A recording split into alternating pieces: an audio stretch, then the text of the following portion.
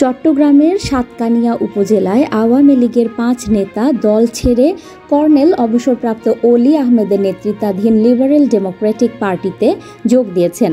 তারা হলেন আওয়ামী লীগের কেন্দ্রীয় ধর্ম বিষয়ক উপকমিটির সদ্য সাবেক সদস্য মোহাম্মদ শামসুল ইসলাম, উত্তর সাতকানিয়া যুবলীগের নেতা ও কেউচিয়া ইউনিয়নের সাবেক চেয়ারম্যান মোহাম্মদ মনির আহমেদ, স্থানীয় আওয়ামী লীগ নেতা ও ইউপি সদস্য আবু তালেব শিকদার, সাহেব মিয়া এবং ইউপি সদস্য ও মহিলা আওয়ামী লীগের নেত্রী রোকেয়া বেগম।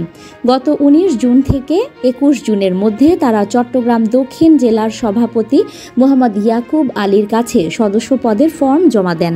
জানা যায়, আওয়ামী লীগ নেতা শামসুল ইসলামের বাড়ি সাতকানিয়া উপজেলার কেউচিয়া ইউনিয়ন এলাকায়।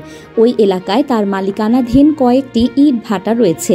আওয়ামী লীগের দপ্তর সম্পাদক ব্যারিস্টার বিপ্লব বড়ুয়ার অত্যন্ত অনুগত এই নেতার বিরুদ্ধে বৈষম্য বিরোধী আন্দোলন চলাকালে ছাত্র জনতার আন্দোলন দমাতে অর্থ সহায়তা দেওয়ার অভিযোগ রয়েছে। বিপ্লব বড়ুয়ার মাধ্যমে কেন্দ্রীয় আওয়ামী লীগের পদটি বাগিয়ে নিয়েছিলেন তিনি।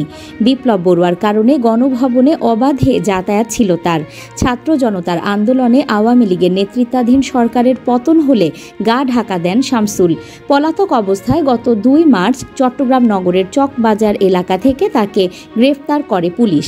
এলডিপির এক নেতা জানান, সম্প্রতি জামিনে কারাগার থেকে মুক্তি পান শামসুল ইসলাম।